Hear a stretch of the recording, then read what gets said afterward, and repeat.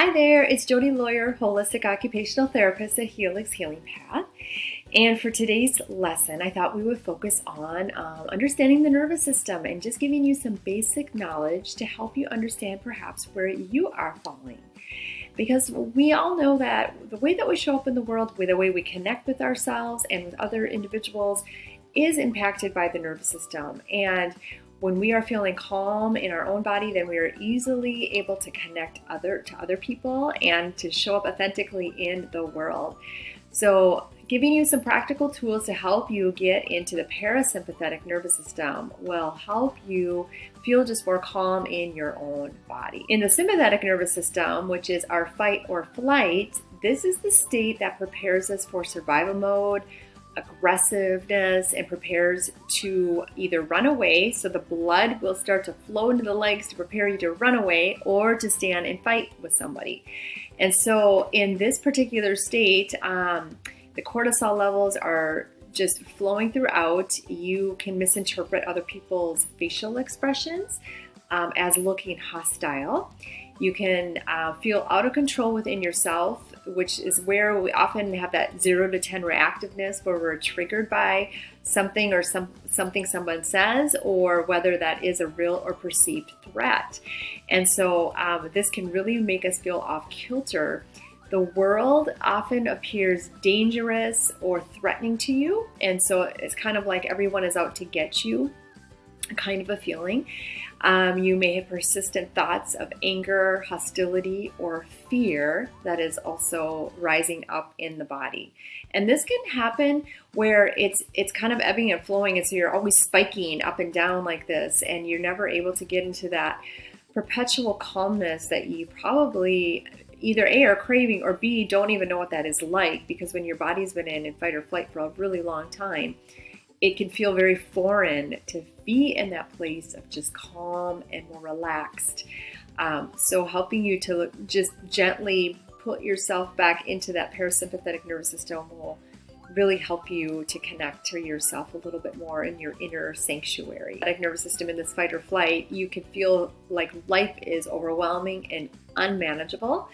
And we've all had periods like that where stress is just coming at us, and we are working to really manage all of the things that are coming in our, whether it's responsibilities with kids, house responsibilities, job, knock you off and really can dysregulate you. So once you become dysregulated like that in that sympathetic nervous system, it's your job then to find your tools to help you pull yourself out of that, because no one can do that for you. I mean, yes, people can help hold space and lend an ear for you, but really it's all about what's going on inside of you, and that's your nervous system, your body. So you can also have trouble thinking clearly or taking action because all of those higher brain processes go on the back burner, and it really does impact the way that we are showing up and making decisions. And sometimes you look back later on and you think, oh, I wish I had done that differently. Well, it doesn't matter. You can't do the shitting on yourself, because you make decisions and you act according to how you are in that particular state. So as you heal, as you grow, as you move forward, you notice that you do show up differently and make different decisions for yourself. But over time, if you are not learning how to be calm in your body, this actually breaks down your organs and your well-being and your wellness. And so you really need to make sure that you're mindful of what you're allowing in your life, what you're allowing in your environment, how you are learning to calm that inner sanctuary for yourself so that you can be in the parasympathetic nervous system. So that's just a quick little piece on the sympathetic nervous system.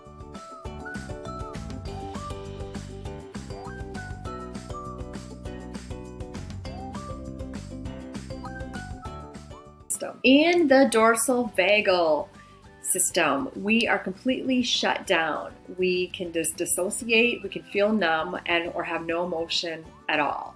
And so that's where you kind of have that glazed expression. The eyes look vacant when you're talking with someone. They're either not present, dissociating, or just completely checked out and numb. And so this is where we actually become disconnected from not only ourselves, but with others, and we may tend to isolate or hermitize a little bit because it feels overwhelming to be with other people. You can also lack energy or feel uninterested in hanging out with friends or trying anything new. And so this is really challenging because this is where your body is so in the valley and you just don't know how to pull yourself out. And so that nervous system really needs a little jump start to help at least give you a little kick so you can move yourself up a little bit.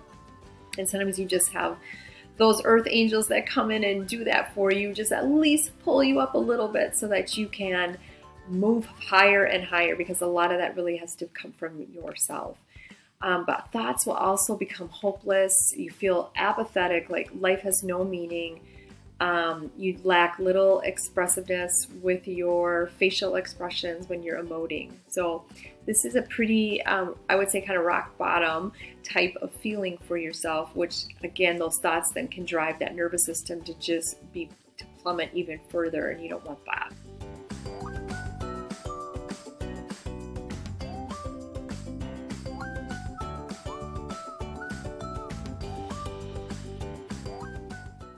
In the ventral vagal system, which is your parasympathetic nervous system, we feel safe in our body, we feel safe with others, we socialize, and we're able to connect easily because we feel safe inside our body. And so this then helps you feel more connected to other people, or you're able to draw people in to feel that connection. You're able to make eye contact, your thoughts are curious, they're open, they're peaceful, and this lends way to that give and take or that reciprocal conversation. And this also works with like following your hunches about things, your inklings, and this helps to intuit a little bit better, or to actually develop your intuition, because your relaxed state, you're able to kind of let things kind of flow into your brain a little bit more easily. And so when you're more calm, you're able to just be more open to things and that the universe is trying to send you, like little messages, without having to be bombarded with all the stress.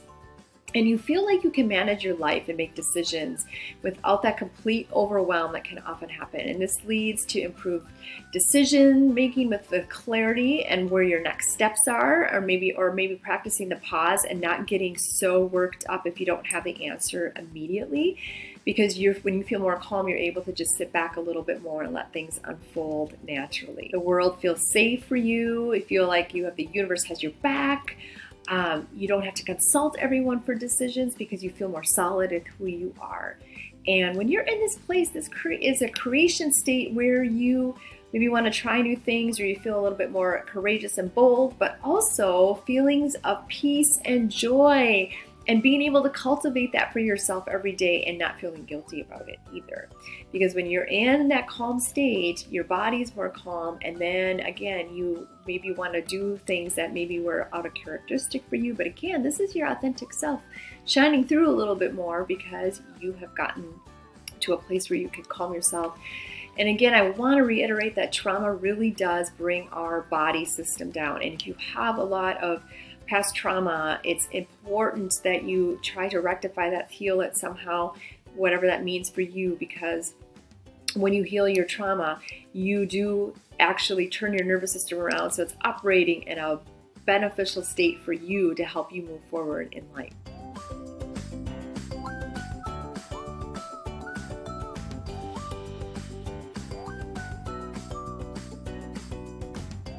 So here are some ways that you can return to the parasympathetic nervous system.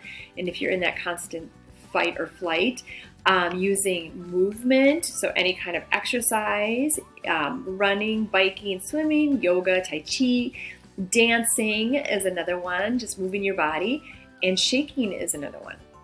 So I kind of went over this a little bit in one of the lessons where we talk about shaking, but when we have trauma that gets stuck in the system, you can either actually lock down where you don't shake it off, and when you don't shake it off, that's how it gets stuck in the system. And when you have something really stressful occur, or a little bit of a trauma, when you shake, that means it's like dispersing itself.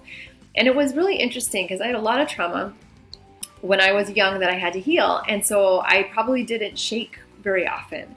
And a couple years ago, I got into this car accident, and it was totally my fault. I accidentally ousted this person on a roundabout, And it wasn't even bad. No one was hurt. I just scraped your car. My car got scraped. Insurance paid for it. Was fine. But even a couple hours later, then I was driving and I just started shaking. And I thought, oh my gosh, that wasn't even a big trauma. But at the same time, I was actually relieved because my body finally was shaking it off. And so I just let myself shake. And I thought, well, this is a really good sign because that means that I'm moving forward and healing, and I can experience that. So that's how I noticed it in myself. I went over breath work extensively and working on that deep breathing. There's lots of different deep breathing exercises that you can do to connect into the body. And even just doing 10 slow, deep breaths will help just lower everything down. So those are always your number one tool. Learning how to practice consciousness, which is looking at like what is being triggered in me and how is this impacting me, and looking for the deeper reason. And so learning how to like shift out of that is part of your toolbox, and learning to become more mindful of this.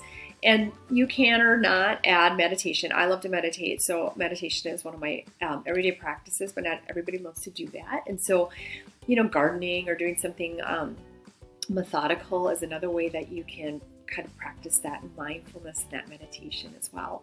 Cold exposure is another one that's been shown to actually help us with returning to the PNS. And so repeated cold exposure, whether that's going outside when it's cold for a few minutes, turning the shower to cold for the last 30 seconds will also be helpful in helping your body. Getting massage, body work, tactile, and that deep pressure is also a way for you to get into your body. And hugging, number one. Hugging and deep pressure. Hugging releases oxytocin, which again, thereby helps you with your parasympathetic nervous system. Learning how to create solid boundaries for yourself and for others. So even making those small promises to yourself every day, like I promise I'm going to do this.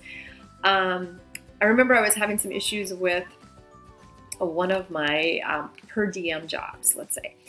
And every morning I would get up really early and go to the gym, and by the time I got out, they would call me off. And because they had other people that they needed. And I was really frustrated because I had allocated this time to do that. So I remember one morning I said, if they do this for 3 days in a row, then I'm going to be done. And they did. And so I called and I said, I don't want to be on the schedule anymore. And they said, are you sure? And I said, yep. I said, I just made a promise to myself, and that was my boundary. And so those are like, that's a pretty big example, but that's what I mean. You have to make these promises for yourself because otherwise you will get walked on. And so this was a way for me to really assert myself and learn how far I come to in my own growth, because before I would have just been like, oh, whatever, I'll just, just be hanging out by the phone. And that's not good for yourself either, because it makes you feel powerless. So then you kind of take your power back when you establish boundaries.